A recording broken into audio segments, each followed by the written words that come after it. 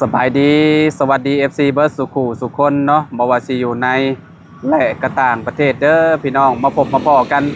กับเฮาคือเก่าคือเดิมพี่น้องเนาะเพิ่มเติมคือมื้อนี้พี่น้องเฮาอยู่บ้านเขากาดเมืองจำพรแขวงสะหวรรณเขตเด้อพี่น้องเด้อเนาะก็สิมาส่งข่าวให้อ้ายคนหนึงพี่น้องเนาะพอดีว่าเนาะเมียเก่าเพิ่นเนาะติดต่อมาทางเพจนี่แหละพี่น้องเอ้ยติดต่อมาทางเพจเฮาว่าอยากให้ลูกสาวเนาะได้เจอกับพ่อแท้ๆอีกสักครั้งหนึงพี่น้องเอ้ยเนาะพอดีว่าลูกสาวเพิ่นน่ะอยากเห็นหน้าพ่อว่าซั่นเนาะก็บ่ฮู้ว่าจักปีพี่น้องเอ้ยเนาะเพิ่นบ่ได้เจอกันกับพ่อแท้ๆเพิ่นนี่เนาะเพราะว่าเมียเพิ่นนี่เป็นคนแขวงสารวัตรได้พี่น้องเอ้ยเนาะหรือว่าถ้าเปรียบเทียบเป็นฝั่งไทยก็คนต่างจังหวัดนะพี่น้องคนละจังหวัดเนาะเพิ่นเลิกลากันแล้วเห็นหน้าพ่อเนาะก็เลยแม่เนาะได้เบิ่งเพจเบิ่งหยังเฮานี่แหละเนาะก็เลยติดต่อมาเนาะติดต่อมาแล้วให้เฮาเนาะมาส่งข่าวให้ทางพ่อน้องเพิ่นแน่ว่าซั่นเนาะพี่น้องทางเมียเก่าเพิ่นก็ตอนนี้อยู่ฝั่งไทยพู้นพี่น้องเอ้ยเนาะอยู่ไทยเนาะลูกสาวนี่อยู่ลาวเนาะก็บ่ฮู้ว่าพ่อเพิ่นสิไปมีครอบครัวใหม่แล้วบ่หรือว่าจังใดอันนี้ก็ยังบ่แน่ใจพี่น้องเฮาก็สิเข้าไปเนาะตามเบิ่งนำกันพี่น้องเนาะเอาไปเบิ่งไปชมนำกันภารกิจมื้อนี้พี่น้องเนาะภารกิจก็คือส่งข่าวเนาะให้น้องก็บ่ฮู้ว่าน้องเพิ่นชื่อจังใดพี่น้องเอ้ยเนาะเพิ่นอยากพ่อเด้เนาะเฮาก็เลยจัดให้มื้อนี้เนาะเอาโอเคไปเบิ่งไปชมนำกันว่าพ่อน้องเพิ่นสิอยู่เฮือนอยู่บ่พี่น้องโดยไปพี่น้องเอ้ยเนาะตอนนี้เฮาก็ไปตามจ่าเนาะหรือว่าบ่าวปองพี่น้องเอ้ยเนาะพอดีว่าอยู่บ้านนี่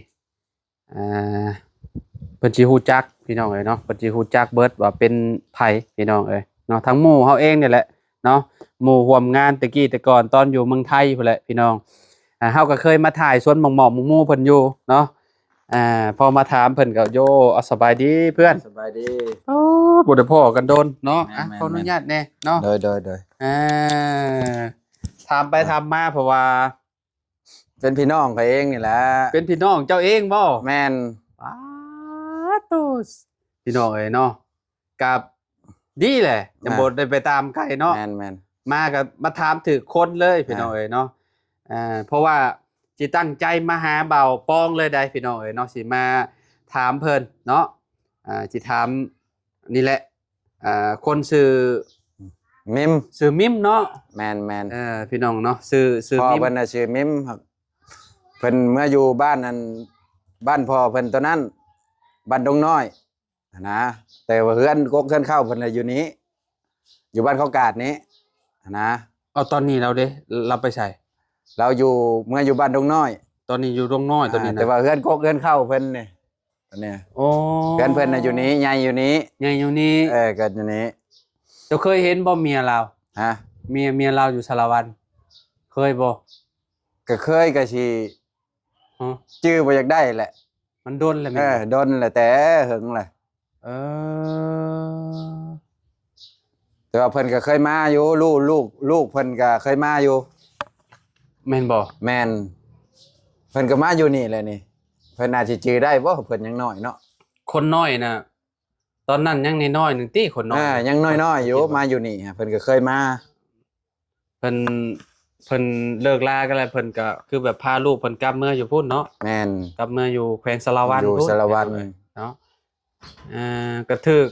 ดีแล้วเนาะบ่ต้องไปถามไกลพี่น้องเอ้ยเนาะมาถามบ่าวปองหรือว่าเพื่อนเฮานี่แหละพี่น้องเอ้ยเนาะก็ค่อยก็เป็นพี่น้องเราแหละเป็นอ้ายเป็นน้องกันแท้ๆเลยบ่เจ้าไอ้น้องแท้ๆนี่แหละโอ้เป็นน้องข่อยเป็นอ้ายลูกอ้ายลูกน้องนะแบบคล้ายๆคือแบบลูกพี่ลูกน้องใช่แบบว่าอันแม่เจ้าเป็น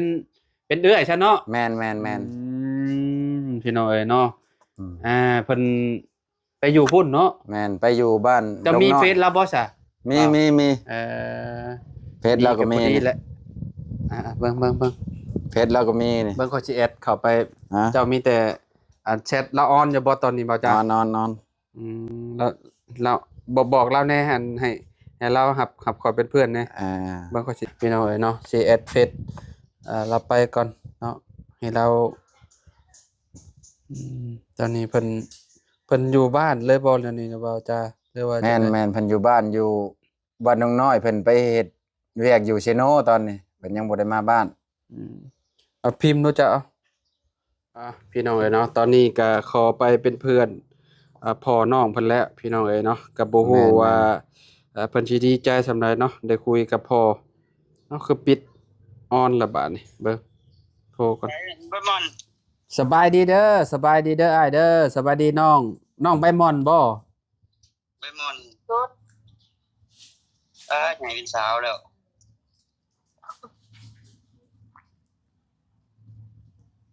เห็นพอแล้วบ่น้อย แม่ก็เลยนะ เห็นพอแล้วบ่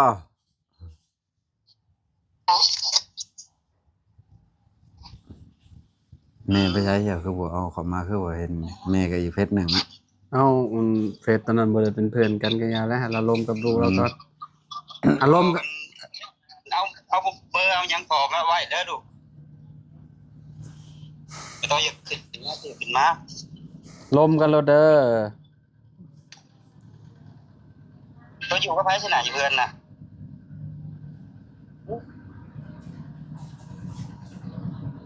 กับเรา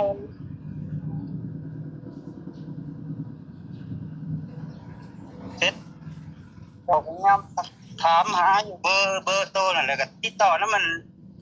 คนในบ้านลงไปนี่ก็เขาก็บ่ได้บอกให้บ่ได้จังไดนี่แหละนุชนาน่ะ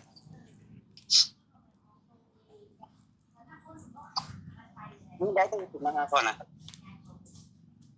โอ้ยอย่ามาไว้ดู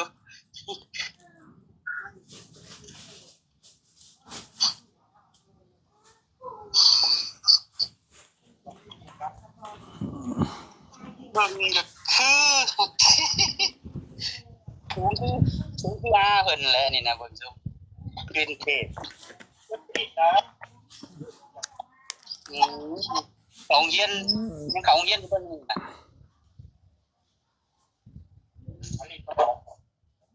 ประมาณ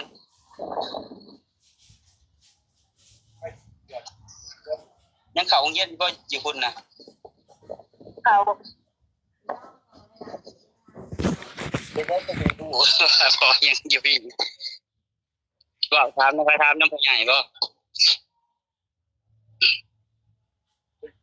แบบมาอยู่ก็เลยกันมากันสิพอจะเอาเงินนะโอนเงินไปให้แล้ว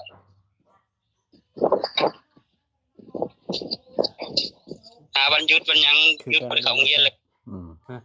แล้วคือกัน คืออยู่ ก็พอแล้วเนาะ อืม ชื่อเลยหูดังปุ๊บปะ อืมดังกับปากคือครับ ว่ายังบ่ออกเลย จักปีละอ้าย บ่ป้ามาตั้งแต่ยังกูยังคาดอยู่ ตอนนี้น้องเพิ่นจักปี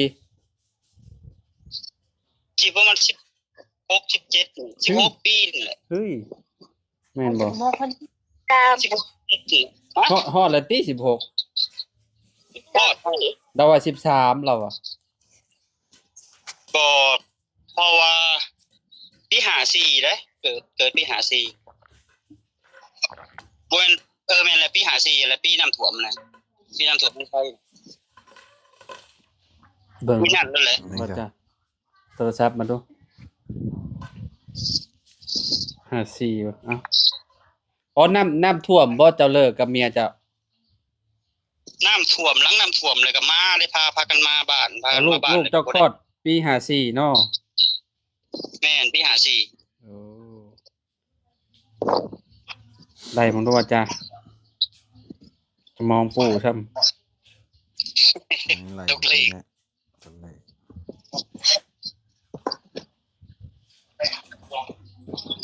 ที่หันสิ่งที่พอก็มีเบอร์บ่โจหันแล้วเรากดถีบบ่จักเลยมีเฟซเพิ่นเลยก็เพิ่นกดถีบออก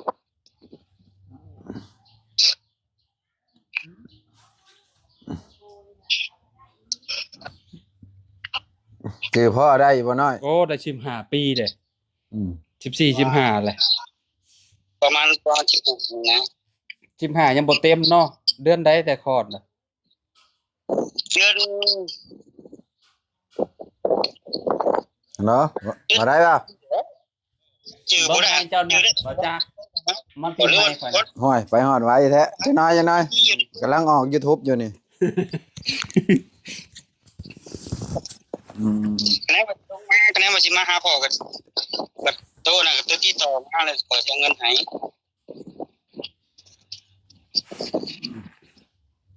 แต่ขอบ่ได้อยู่ในบ้านนั่นแหละมาอยู่บ้านจริงก็บ่ได้ไกลกันดอกจากบ้านเกิดก็ดีได้เฮือนหลังเก่าว่าหลังเจ้าพ่อเฮ็ดใช่บ่ฮะอยู่หน้าหมองน้ำสางอะบ่แต่ก่อนมีสางได้อยู่นะหั่น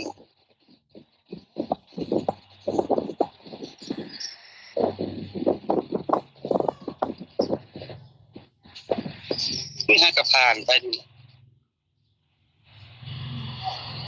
คิดฮอดอยู่หั่นแหล้วอยากให้มาหาอยู่แหละอยากลงไปกับเขาเจ้าก็บ่ได้นั่นพอเฒ่าไม่เฒ่าเพิ่นบ่ได้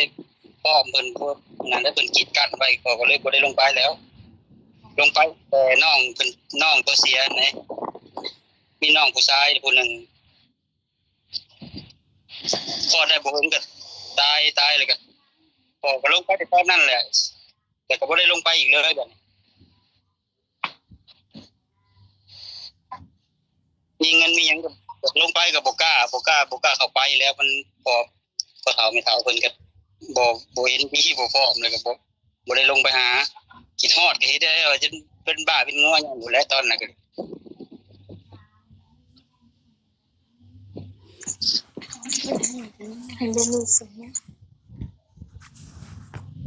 จะบอกว่า